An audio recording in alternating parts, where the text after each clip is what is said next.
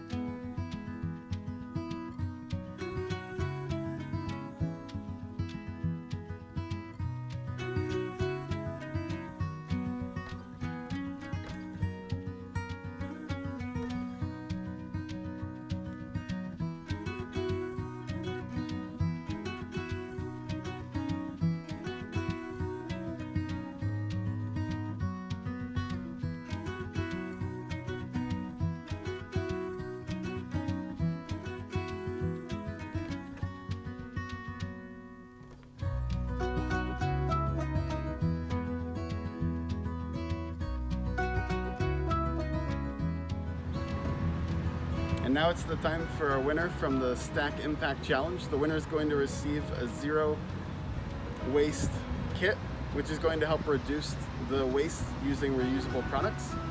And so here comes our winner.